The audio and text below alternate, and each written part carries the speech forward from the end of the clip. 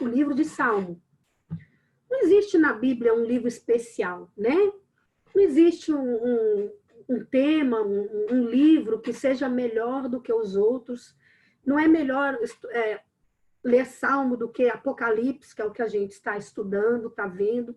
Porque cada livro da palavra de Deus tem a sua peculiaridade, né? Cada livro vai tratar de um determinado assunto, vai mexer num certo perfil, numa certa área da vida do ser humano, como a gente em Apocalipse, que está vendo escatologia, está vendo o tempo passado, presente, futuro, temos visto ali várias cenas, né? Um livro de difícil interpretação, mas que o pastor Manuel tem trazido um ensinamento com uma perspectiva devocional, não somente teológica, e tem sido uma bênção. Mas o livro de Salmos, ele é tremendo, porque Salmos vai tratar muito da área das emoções do ser humano. Salmo são canções, salmos são orações.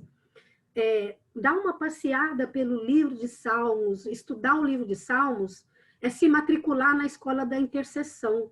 É o mesmo que se matricular na escola de adoração, porque ali são expressões de sentimentos, né? De vários compositores, de cada um ali dos servos do Senhor que Deus usou para escrever o livro de Salmo. Então, falando resumidamente um pouquinho, e usando isso como uma introdução da minha mensagem, o livro de Salmos, ele levou aproximadamente aí 1000 anos para ser escrito. Porque nós temos vários autores, nós temos aí, por exemplo, o Salmo 90, que é um salmo de Moisés, que vai tratar, que provavelmente ele data lá do Êxodo, quando o povo sai da terra do Egito, e a gente vê um salmo, que é o Salmo 137, o salmo pós-exílico babilônico, que fala lá do povo hebreu chorando à margem dos rios da Babilônia, sentindo saudade, relembrando os tempos em que tocava a harpa em que cantava, em que adorava o Senhor no templo. Então, salmos, eles são canções, são orações. O salmo chegou até nós em forma de texto, mas ele era cantado.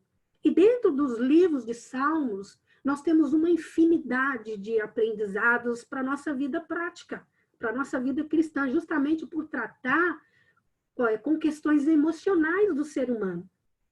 Mas só trata de questões emocionais? Não. A gente consegue ver toda uma gama ali de estudo teológico, de profecias, enfim, o Salmo, quando você puxa assim, uma linhazinha, você vê que aquela linha não tem fim, e você vai cada vez mais aprendendo, você vai cada vez mais ali se alimentando. Estudar Salmos realmente é uma experiência profunda e maravilhosa com Deus. E o Salmo ali, dividido em 5 livros, onde a maioria foi escrito por Davi, como esse que a gente vai ler hoje.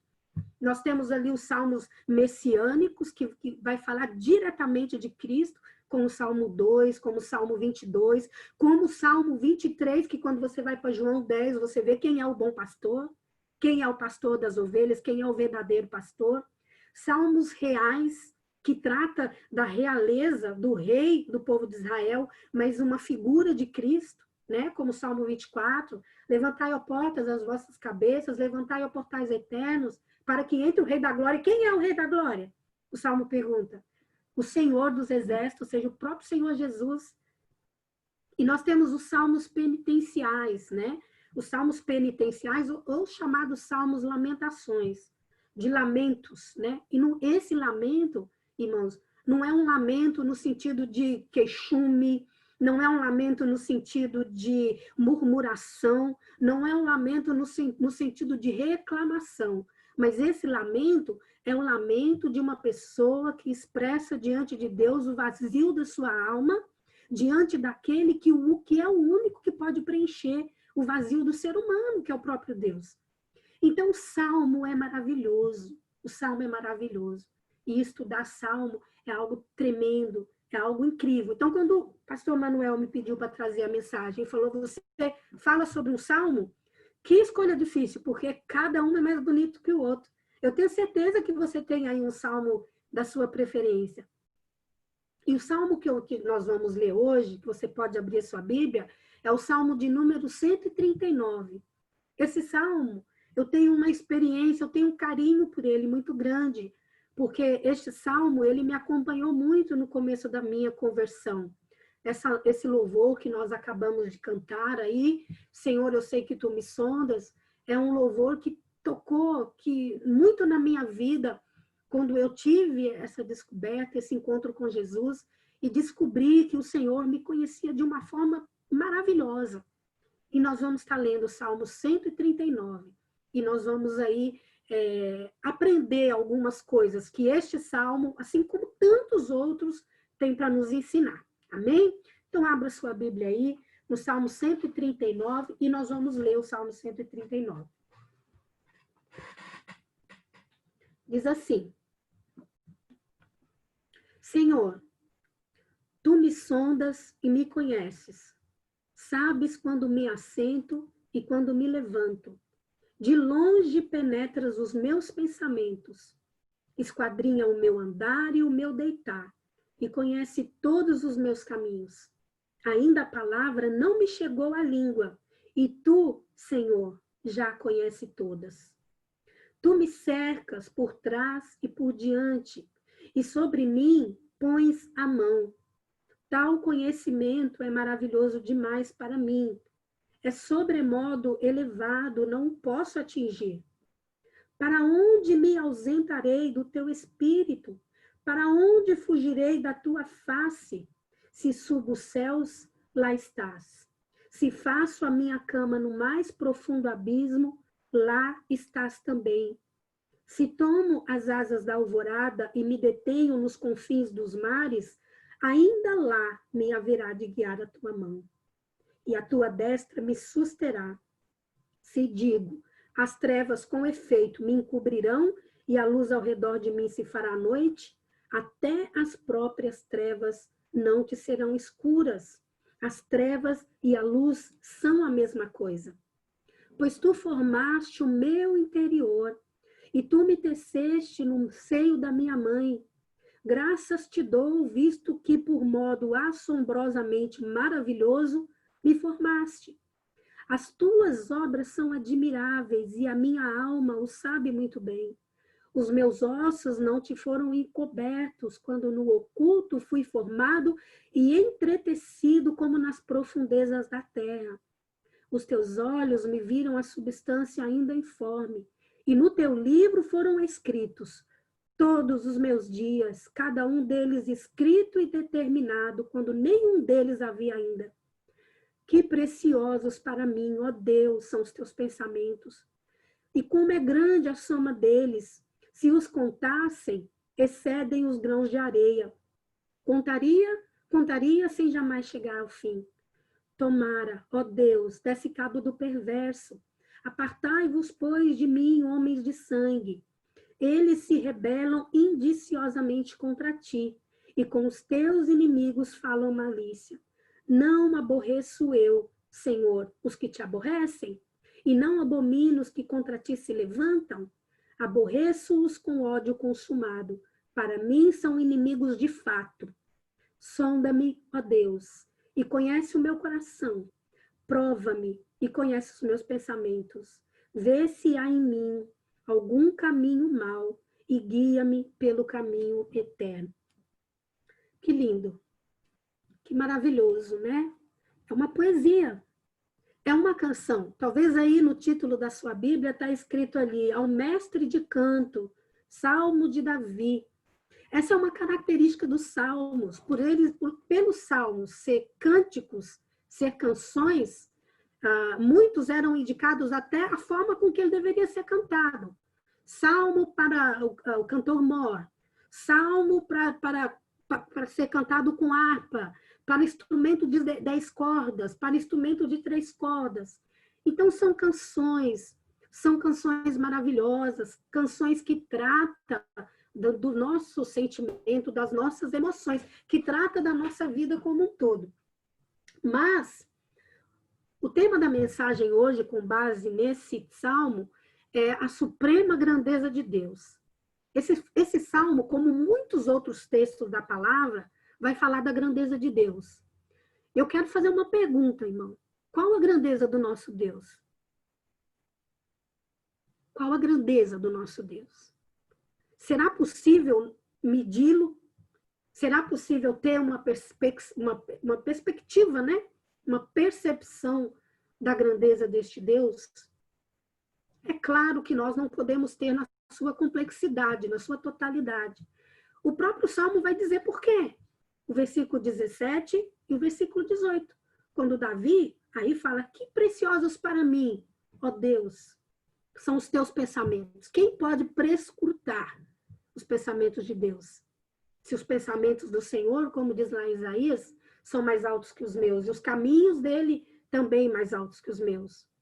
E aí o salmista fala, como é grande a soma desses pensamentos. É difícil para mim entender. E ele fala, é como se contasse, excederiam os grãos de areia da praia. Já tentou contar o grão de areia da praia? Possível. Quanto mais você conta, mais areia vai vir, porque o mar joga para a praia. Não é verdade? Então, é impossível contar.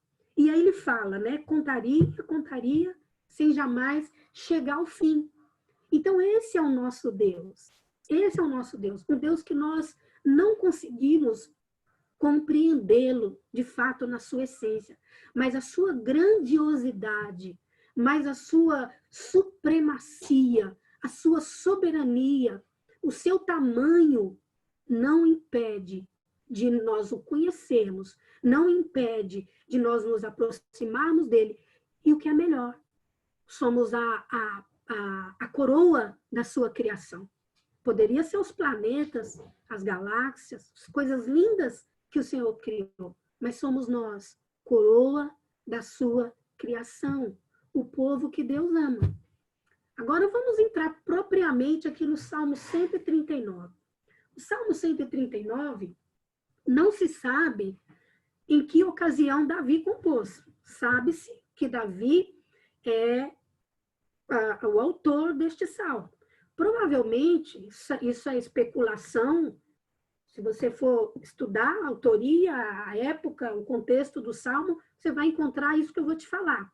Talvez ele tenha falado quando Saul vai ungí-lo e ele passa todos os seus irmãos, e aí Saul fala, Deus não vê como o homem vê, Deus vê o coração, porque ele fala muito sobre o seu coração. Davi expõe muito o seu coração. Então, este salmo, dentre tantas outras doutrinas que nós poderíamos estudar na palavra de Deus, ele tem uma coisa maravilhosa, ele vai falar dos atributos de Deus. Ele vai falar da grandiosidade do nosso Deus. Ele vai trazer a revelação para nós a respeito da onisciência de Deus, ou seja, Deus conhece todas as coisas. Deus sabe exatamente de tudo, mesmo que eu não fale. Ainda aquilo que eu pensei em falar, que eu ainda não falei, Deus já conhece. Ele é onisciente. Esse salmo vai falar da onipresença de Deus. Ou seja, ele vai tratar acerca de Deus estar em todos os lugares. A gente vai ver sobre isso, que é impossível se esconder dele, fugir dele. Ele está em todos os lugares. E ele vai falar também, esse salmo, a respeito da onipotência de Deus. Que Deus, ele é o Todo-Poderoso. Essa é a grandeza do nosso Deus. Um Deus que conhece tudo, que nada foge ao seu conhecimento, que não tem conselheiros. Deus não pede conselho para ninguém, para nada. Ele não tem conselheiros. Ninguém dá nada para ele para que ele possa atribuir. Um Deus que não tem necessidade de nada, ele é o doador de todas as coisas. Um Deus que sabe de tudo, né? Um Deus que conhece, que está em todos os lugares, que está aqui conosco no Zoom, que está aqui no Brasil, mas está lá no Japão, na China, em todos os lugares. Então, esse é o nosso Deus. Um Deus soberano, um Deus supremo, um Deus todo-poderoso. Isso parece ser algo muito lógico, né? Se você tem mais de 2 meses, você acabou de se converter, acabou de conhecer Jesus, isso é muito óbvio para nós. Mas acontece que nem sempre o óbvio na nossa vida é fácil de cumprir, mesmo sendo óbvio. Claro, Janete, tá, você está falando de onipresença, onipotência, onisciência de Deus. Eu sei que ele é tudo isso. Mas por que o salmista usou esse texto para revelar isso dessa forma, né? De uma forma tão íntima, tão maravilhosa. Então, primeira coisa que eu quero colocar aí, a gente vai falar do versículo 1 deste salmo, eu vou fazer 4 divisões deste salmo para poder explicar, falar um pouquinho aqui da ideia e como aplicar isso na nossa vida. A primeira divisão deste salmo está no versículo, do versículo 1 ao versículo 6. Aqui nós vamos ver, irmãos, um salmista se expressando diante de Deus, falando com Deus da ciência que ele tinha, do conhecimento, do entendimento profundo do seu coração, de que Deus o conhecia mais do que ele mesmo. Muito mais do que ele mesmo. Quando ele fala, Senhor, tu me sondas, tu me conheces, sabe quando me assento, quando me levanto, de longe, eu nem falei ainda, o Senhor já penetras o meu pensamento, esquadrinha o meu andar, o meu deitar, a palavra não chegou na boca, e o Senhor já conhece, me seca por trás, por diante, ou seja, Deus me conhece melhor do que eu. Ninguém nesse mundo te conhece mais do que Deus, meu irmão. Nem seu esposo, nem a sua esposa, nem seus filhos, nem sua mãe, nem seu pai, e nem você conhece uma pessoa profundamente como Deus conhece. Sabe aquela frase, né? Aquele dito popular que as pessoas falam que coração dos outros é terra, que somente Deus pisa? Exatamente. Ele pisa, ele esquadrinha, ele conhece todas as coisas. E quando nós pensamos na onisciência, no conhecimento de Deus, isso me traz 2 perguntas para nós poder pensarmos. O fato de que Deus me conhece melhor do que eu mesmo, isso me traz consolo ou isso me traz desespero? Quando eu digo, Deus conhece o meu coração, eu posso descansar no conhecimento que Deus tem a respeito de quem eu sou, de como é o meu coração para com Ele, baseado na sua onisciência, já que Ele sabe de tudo, ou isso me traz desespero? Olha aí, é uma aplicação. Estou aplicando a onisciência de Deus. Quando nós dizemos, Deus conhece o meu coração, nós devemos de sondar esse coração. Nós devemos de olhar para esse coração e ver o que de fato está dentro dele. Porque se Deus conhece realmente o nosso coração, ele tem que estar como o coração de Davi, né? Um coração que reconhece. Tu me cercas, tu me vês, tu sabe, Deus sabe tudo, Deus vê todas as coisas. Então, queridos, Davi aqui faz um apelo, né? Quando ele fala que tu me cerca por trás e por diante, no versículo 6 ele vai falar, tal conhecimento é maravilhoso demais para mim, sobremodo elevado, não posso atingir. Irmãos, eu não sei o que você está passando, eu não sei o que está acontecendo na sua vida, eu não sei como está, porque nós, de fato, não sabemos nada. Eu não sei nem o que vai ser daqui a 5 minutos, pode ser que eu desligue esse Zoom aqui, saio e já estou na glória. Porque, de fato, nós não sabemos, Deus é que sabe de todas as coisas. Mas neste salmo, no Salmo 139, nos 6 primeiros versículos, a exemplo, Deus usando aqui a boca do rei Davi, ele nos chama, a igreja de Cristo, a sondarmos o nosso coração. A nos consolar com essa palavra, Ou então pegar essa palavra de que Deus conhece o meu coração e arrumar esse coração, porque Ele está vendo. Porque Ele vê todas as coisas. Ele conhece as intenções. E você sabe qual é justamente o problema do ser humano? Qual que é? Justamente o coração. Não é daí que vem os enganos? Não é daí que vem os erros? Não é do coração que se procede os maus desígnios, como diz lá em Tiago? Não é o coração que maneia, que deseja o mal? Não foi o nosso mestre, o Senhor Jesus, que disse que não é o que entra pela boca, mas é o que sai, ou seja, é o que vem do coração, e não é o órgão, não é o músculo, é a mente, é o sentimento, é a inclinação de, o coração inclinado para. Nosso maior problema, às vezes o meu problema, nosso ser humano, faz parte, é inerente do ser humano, do homem caído, que pecou, e que precisa da graça de Deus, um dos atributos. Não é só a onisciência, a graça também é um atributo. Ninguém, a graça de Deus, como ela é, só Ele tem para nos dar. Então, nós precisamos, irmãos, fazer esse tipo de oração.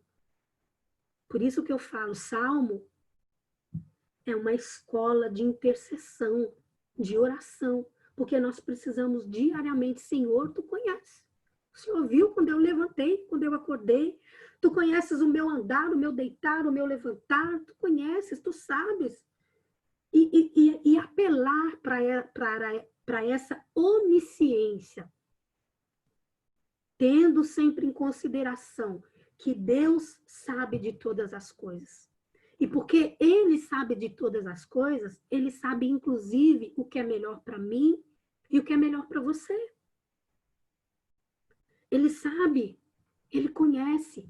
Então, aqui nós vemos a onisciência. Ponto. É um salmo muito fácil. Quando eu tive o meu encontro com Jesus e eu comecei a ler, vivendo lá, afundada no pecado, na lama, caída, por isso que eu falo que eu tenho um apreço por este salmo, é um dos meus preferidos, porque não precisa ser teólogo para entender. Não precisa ter profundo conhecimento bíblico, não precisa sair e se matricular numa faculdade de teologia. Está aqui.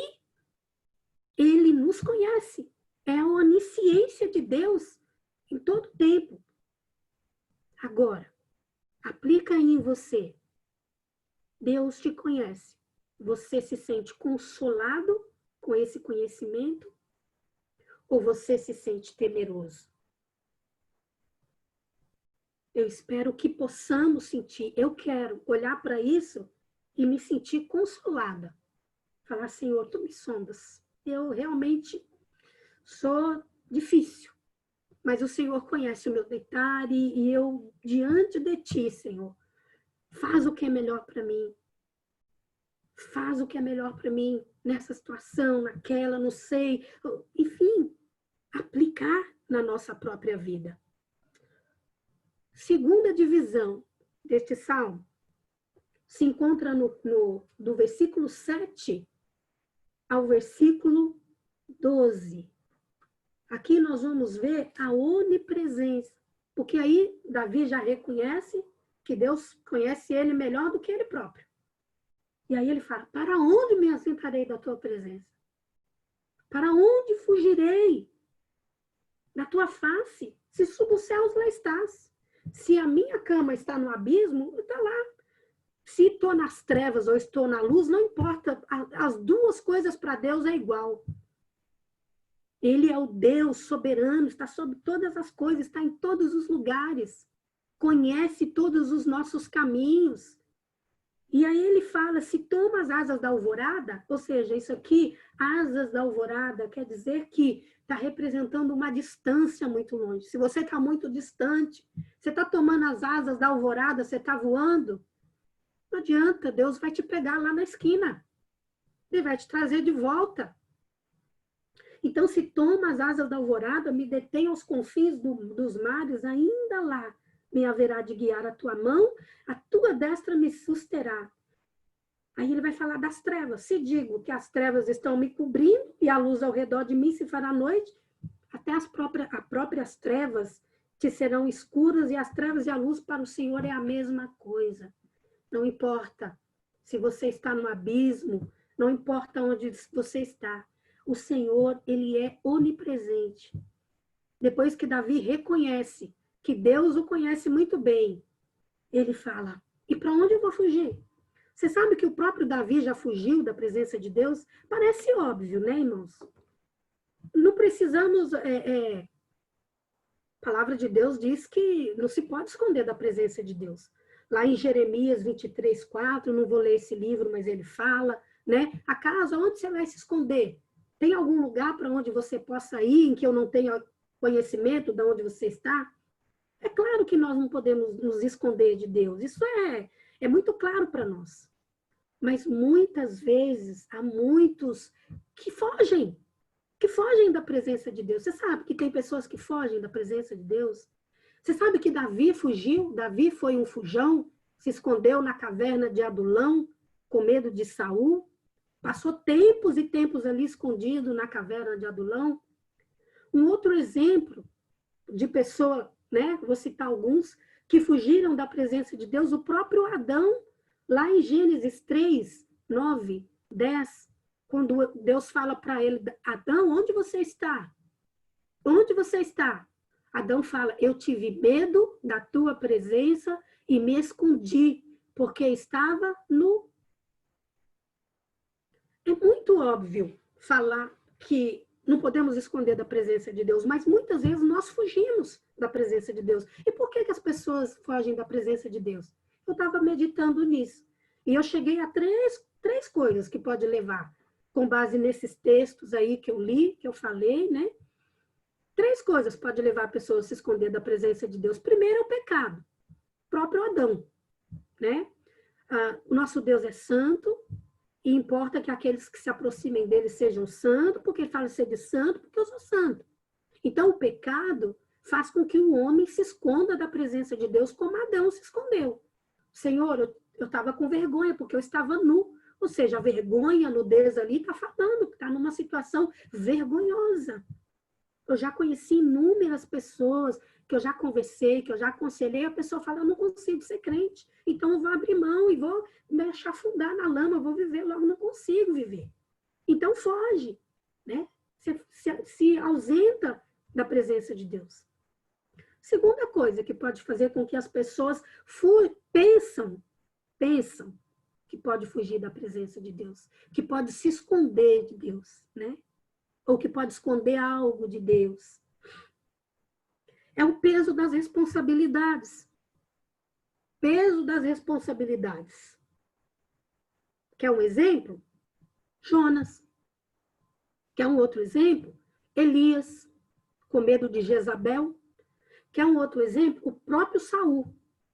Saul, quando Samuel começou ali a lançar sortes para saber quem seria o rei de Israel, que caiu na tribo de Benjamim, Saul se escondeu, tanto que Samuel foi orar ao Senhor, e o Senhor falou, olha, está escondido ali debaixo das trouxas ali. E era Saul. Depois ele aceitou e também estava escondido, fugindo das responsabilidades. Então, pecado, peso da responsabilidade, tudo isso nos faz querer esconder-se de Deus. Querer esconder-se de Deus, querer fugir da presença do Senhor. E os grandes homens de Deus já viveram isso. Uma outra coisa que pode fazer com que as pessoas queiram fugir da presença de Deus. O fato de pensar que um determinado problema não tem solução. Não tem solução. Vamos citar de novo Jonas. Eu vou lá pregar o evangelho para os ninivitas, aquele povo pecador, eles não vão se converter nunca, aquilo ali não tem jeito. Imagina que eu vou lá, e aí o que ele faz? Ele foge. Deus manda ele para cá, ele vai para lá. E nós conhecemos a história de Jonas. Sabemos o degrau que ele foi cada vez mais caindo, até parar nas profundezas. E Deus estava lá na profundeza?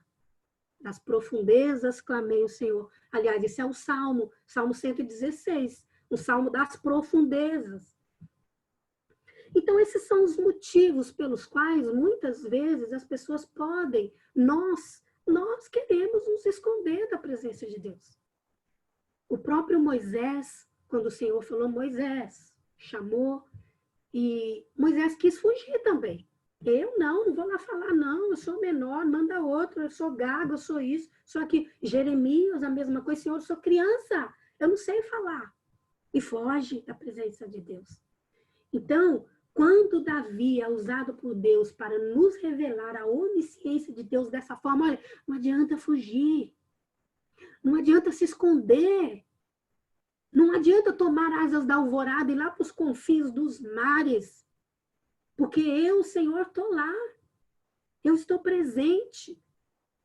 É como se o Senhor, irmãos, estivesse falando para a gente que nós estamos aqui como Igreja Batista Vida Nova, somos todos convertidos, salvos pelo sangue de Jesus, é como se ele estivesse falando assim, não tem mais volta, você vai fugir para onde? Não tem mais volta, você deu sua vida para mim, você é meu. Isso é bom, né? Isso é bom, isso me traz consolo, de saber que Deus não desiste de mim. Eu já quis fugir, eu já fugi de Deus. Eu já fugi. E vira e mexe, eu quero dar uma escapadinha. Né? Mas como é maravilhoso quando Ele nos ama dessa forma. Quando nós vamos lá, irmãos, para Jeremias 32, e nós lemos lá, com laços de amor eterno te amei, com laços de misericórdia te atraí, para mim tu és meu. Um Deus onipresente. Um Deus que conhece todas as coisas, que está comigo. Se estou fraco, como diz a canção, se estou fraco, se estou forte, se estou em pé, se estou caído, se estou com saúde, se não estou, se estou bem, se não estou. Está comigo, presente na minha vida, em todo o tempo. Não tem tesouro maior do que esse, irmãos. Não tem. E a terceira divisão deste salmo, que me fez, quando conheci Jesus, chorar como um bebê, porque fala de um bebê, do primeiro contato que Deus teve com a humanidade, com todo ser humano, em tempos em que nós vivemos, em que a vida não tem valor, em tempos em que nós vivemos, em que os abortistas estão nas portas, onde se morre mais bebê assassinado por meio de aborto do que o próprio Covid está matando no mundo. Um tempo em que não há valor. Um tempo em que um dia desse eu ouvindo um rapaz falar na televisão para a moça, mas eu estou grávida, não, mas você vai tirar esse bebê. Mas eu não vou assassinar uma criança, mas ainda não é uma criança. Primeiro contato, meu irmão, de Deus com você foi no ventre da tua mãe. Então ele vai falar aqui da onipotência, daquele que forma a carne, que forma os ossos no ventre. O maior mistério da ciência é saber como forma carne, como forma osso, como forma sangue no ventre. Mas isso é a onipotência do nosso Deus. Então Davi fala, depois disso, o Senhor me conhece melhor do que eu. Não adianta fugir. Para onde eu vou me ausentar? Pedro disse isso para Jesus, Senhor, para onde irei? Porque só tu tens palavras de vida. Depois ele fala, tu me formaste o meu interior, me teceste no seio da minha mãe. Graças te dou, visto que por modo tão assombrosamente maravilhoso me formaste. As tuas obras são admiráveis. Ou seja, que um louvor, uma adoração à criação, né? A tudo que Deus fez, a tudo que Deus forma. Suas obras, Senhor, são admiráveis, são maravilhosas, e a minha alma o sabe muito bem. Davi conhecia o Senhor, por isso que ele é um homem segundo o coração de Deus, ele tem esse nome, né? Esse título não é à toa, porque nós sabemos que ele era um pecador como eu e você. Mas todo aquele que é nascido do Espírito não vive na carne. Todo aquele que realmente conhece o Senhor, eu costumo dizer que as pessoas de Deus se arrependem. As pessoas de Deus mudam de opinião. As pessoas de Deus voltam atrás. Toma o caminho certo. Converte. Faz a conversão. Então, Davi, ele era assim. Aí ele fala, eu sei muito bem que o Senhor me escolheu dentro do ventre, né? Porque os teus olhos me viram a substância ainda informe, e no teu livro foram escritos todos os meus dias, cada um deles escrito e determinado quando nenhum deles ainda havia. Nenhum deles ainda havia. E aí o versículo 17, 18, ele fala da nossa incapacidade de compreender a grandeza deste Deus, a supremacia deste Deus, o tamanho do nosso Deus. Não dá para compreender, mas dá para senti-lo, mas dá para ouvi-lo, mas dá para reconhecê-lo, mas dá para ser, para viver para a sua glória, para o seu louvor, mas dá para ser feliz, né? Não a felicidade que o mundo dá, para ter paz, mas não a paz que o mundo dá, a paz que Cristo dá. E olha que maravilhoso, aprendemos sobre onisciência, sobre onipresença, sobre onipotência no livro de Salmos. Algo tão simples, né? Tão óbvio para nós, porque a gente aprende isso lá na EBD, na escolinha, com as crianças, mas que muitas vezes nós não praticamos. Porque muitas vezes nós estamos querendo se esconder de Deus, né? Muitas vezes nós não lembramos que Ele me conhece melhor do que eu. Não adianta eu esconder as minhas emoções, não adianta eu querer esconder as coisas dos homens, porque dos homens você esconde, mas de Deus não. Não adianta eu querer fugir, né? Fugir de responsabilidades, porque nós temos uma responsabilidade como igreja, sim. Nós temos uma responsabilidade, sim, como povo de Deus. Nós temos, sim, essa responsabilidade foi dada e ela é requerida, e o Senhor a requer, e um dia nós estaremos diante dele. Quem diz isso? Eu? Palavra. Um dia nós estaremos diante dele para prestar contas. Não vamos? Nós não vamos passar pelo julgamento da condenação eterna, mas no julgamento de obra, sim. Nós vamos passar. Então, a gente vê aqui a onipotência. Davi adorando, né? Esse salmo, como ele é um mestre de canto, provavelmente ele era um salmo cantado a capela, sem acompanhamento de instrumento, era só voz. Então, você pode imaginar o povo cantando isso, o povo adorando com isso, falando, né? Quão preciosos para mim, ó Deus, são os teus pensamentos. E você sabe que esse era o segredo de Davi? Se importar com os pensamentos de Deus, pensar nas grandiosidades de Deus, ter o Senhor como seu deleite, o seu prazer. Não é isso que ele fala na maioria dos seus salmos? Não só Davi, como Gedutum, como Emã, como os outros salmistas, o próprio Salomão escreveu salmos também, né? Moisés, tantos, o Jefté, tantos outros, né? Que fala, mas aqui a gente está falando dos salmos de um salmo de Davi. Então, ele tinha esse conhecimento. E por fim, irmãos, a última colocação aqui, a respeito deste salmo, é aí no final, né? No versículo 19 ao versículo 24. Davi faz, então, uma apelação ao Senhor. Davi, ele se submete a Deus, quando ele fala, versículo 19, tomara, ó Deus, desse cabo dos perversos. Apartai-vos, pois, de mim, homens de sangue. Eles se rebelam indiciosamente contra ti, e como teus inimigos falam malícia. Não aborreço eu, Senhor, os que te aborrecem? E não abomino os que contra ti se levantam? Aborreço-o com ódio consumado. Para mim, são inimigos de fato.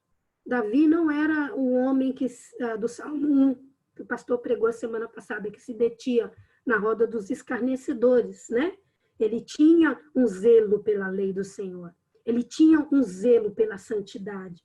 E aí ele encerra com uma submissão. Ele fala, sonda-me, ó Deus, e conhece o meu coração. Prova-me e conhece os meus pensamentos. Vê se há em mim algum caminho mau e guia-me pelo caminho eterno. Este salmo, irmãos, ele termina exatamente como começou. Sonda-me. Sonda-me. Ó Deus, conhece o meu coração. Aquilo que eu falei, o que muitas vezes nos impede de conhecer a grandeza do nosso Deus, é o nosso coração. Porque Ele é onipresente, onisciente, onipotente, Ele pode fazer todas as coisas.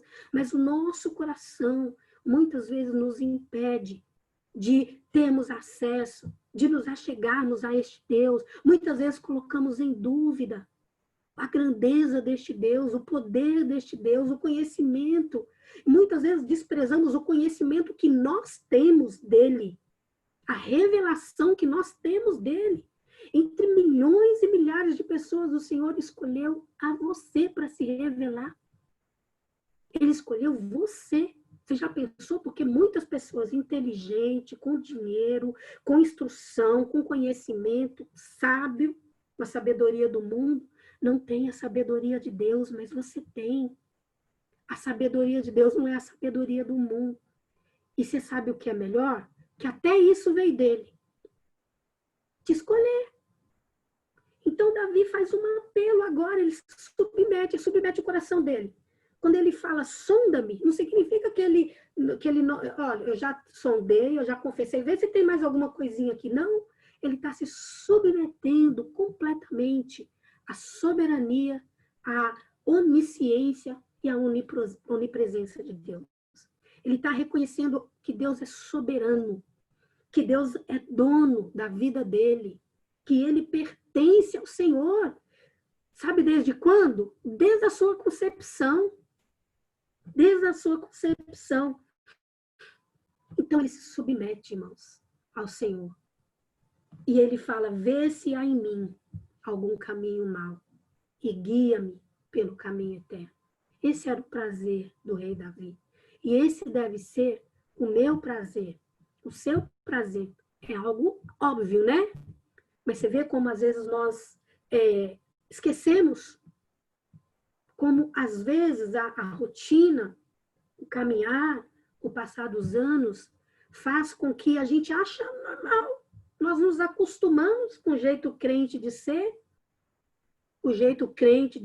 a gente cria uma linguagem capaz, a gente cria um jeito de falar, um jeito de vestir, um jeito de agir, e a gente esquece do leite espiritual. Isso é leite. Isso é leite. Quando Paulo fala que vocês estão tomando leite espiritual, leite vos dei. Se a gente beber o leite espiritual, nós vamos ser saudáveis. Deus vai curar o nosso coração se a gente beber o leite. Imagina um alimento sólido. Mas isso é leite para nós. Então, irmãos, que possamos nesta noite colocar a nossa vida diante de Deus. Que possamos aprender com o Salmo, não somente lendo aqui. Sabe que o livro de Salmo é o livro mais lido por todas as religiões do mundo? Se você for perguntar para um espírita, ele lê Salmo. Talvez ele tenha aberto lá o 91 na casa dele, o 23 pregado na parede. Mas é um livro de ensinamento prático. E viu como ele trata a questão das nossas emoções? Viu como ele traz doutrinas básicas do cristianismo? Né? Se a gente for ler os salmos messiânicos aqui, as coisas que Jesus faz por nós, você vai ficar maravilhado. Então, que o Senhor possa sondar o meu e o seu coração. Que possamos viver e almejar cada dia mais a presença deste Deus. Quanto mais a vinda do nosso Rei se aproxima, quanto mais nos aproximamos daquele dia, daquele tempo. Uma característica dos Salmos, por ser uma poesia, e não é uma poesia como a nossa, né? Que que tem aquela rima, né? Batatinha, quando nasce, espalha rama pelo chão, né? Mas uma poesia que tem uma ideia, uma poesia divina, uma poesia que começa com apelo e termina com apelo. Então, nessa noite, o Senhor quer sondar os nossos corações. Deixa Ele sondar, deixa Ele passar uma sonda, né? Deixa Ele passar. Fala, Senhor, eu me submeto a Ti. E busque, querido, cada dia mais a presença desse Deus, porque é maravilhoso. É o que nós temos de mais precioso na nossa vida. Amém?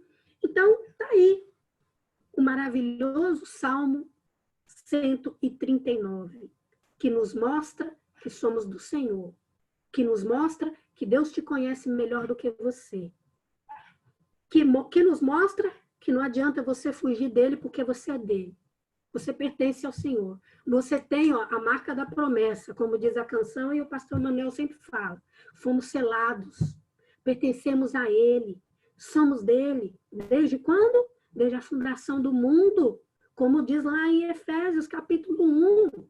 Fomos eleitos, escolhidos, separados desde a fundação do mundo. Olha que maravilha.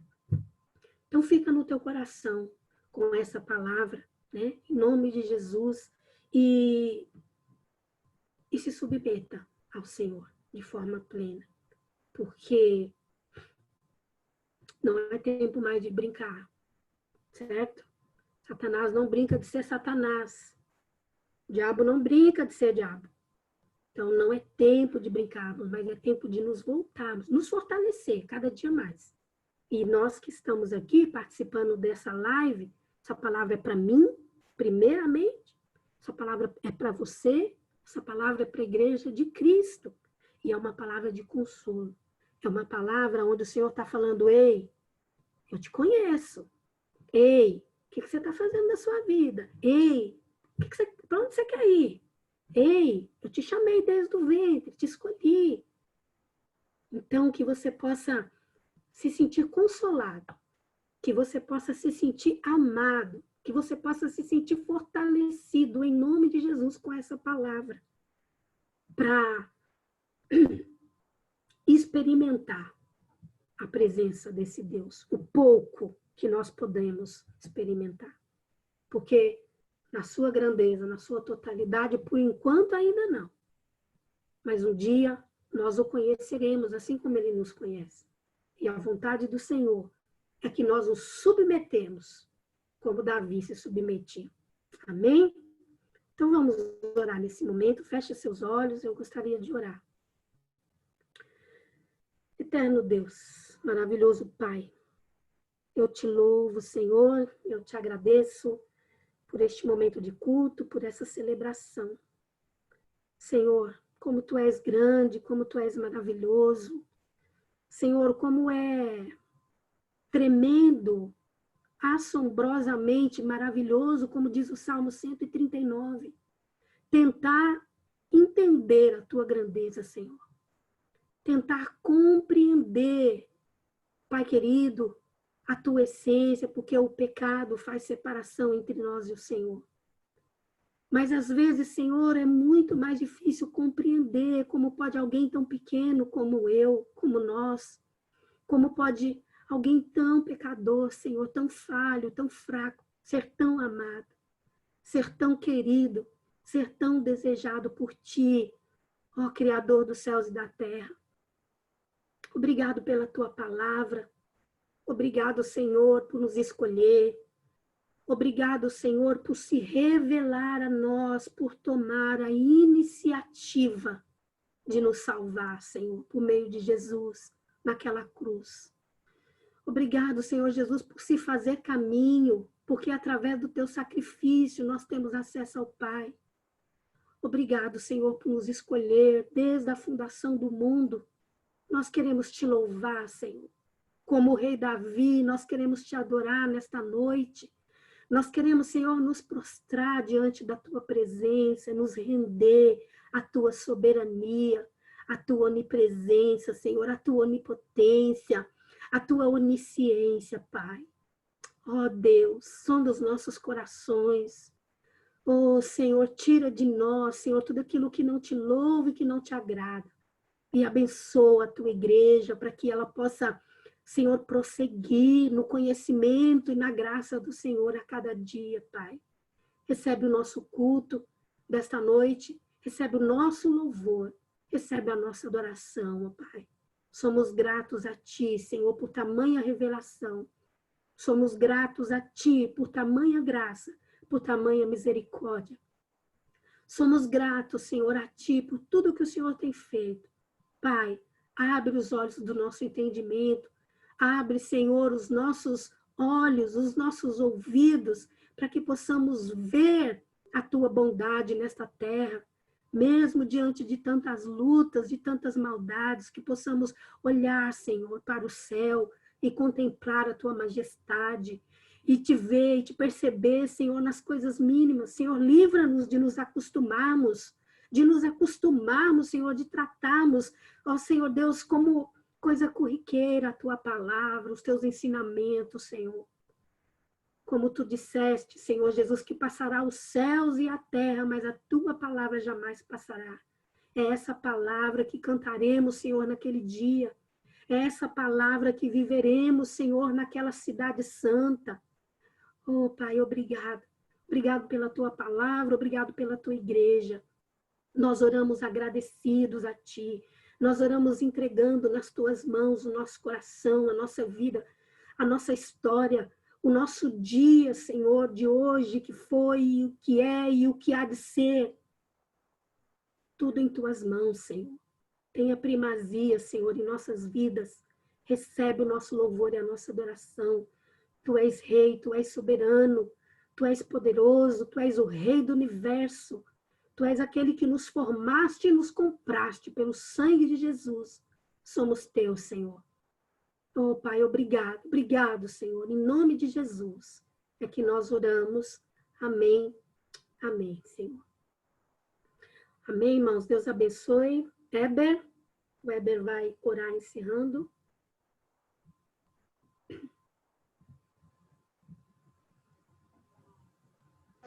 Ô, Janete, encerra aí, porque eu tô em aula aqui. Amém. Amém. Irmãos, Deus abençoe, então. Nós já oramos, né? Não tem muito o que falar, porque a palavra de Deus já falou, né? Então, que Deus te abençoe em sua vida, que você tenha um resto de semana abençoado. E eu quero lembrar os irmãos do nosso encontro amanhã de oração. Queridos, amanhã nós vamos estar falando sobre santidade, né? Amanhã a gente vai estar orando sobre santidade. Ai, que tema difícil, né? Um tema que não se prega muito hoje. Como viver em santidade, Senhor? É possível? Será que Deus nos mandaria ser santos se não fosse possível ser?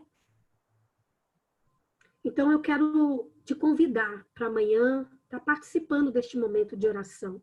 Vamos orar para que o Senhor santifique as nossas vidas, para que o Senhor santifique os nossos filhos, no meu caso, que já sou vovó, os nossos netos, que Deus santifique a sua igreja, que Deus santifique a nossa nação, que Deus abra o nosso entendimento para que possamos vê-lo. E a palavra de Deus diz que o que nos separa é o pecado. Então, santidade, queridos, tem a ver com arrependimento, com mudança de vida. Santidade tem a ver com inclinação do coração. Não tem a ver com o que faz, com o que deixou de fazer. Mas tem a ver com o coração estar inclinado para Deus, como tinha Davi. Não aparte de mim o teu espírito, Senhor. Eu não imagino viver sem o teu espírito. O Salmo 51, Davi declara isso. Porque pecou. Então, nós vamos amanhã estar orando por esse motivo. E eu queria desafiar você a jejuar. Amém? Não tem como não se consagrar. Então, se consagre, que seja de uma refeição, que seja de algo que você gosta e coma todo dia. Não coma amanhã, coma depois da oração. Faça uma consagração, faz um concerto com Deus de manhã e ore.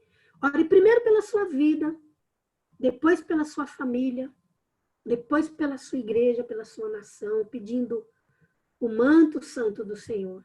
Amém? Então, que Deus abençoe. Amanhã nós nos vemos às 9h30, às 9h30, termina às 10.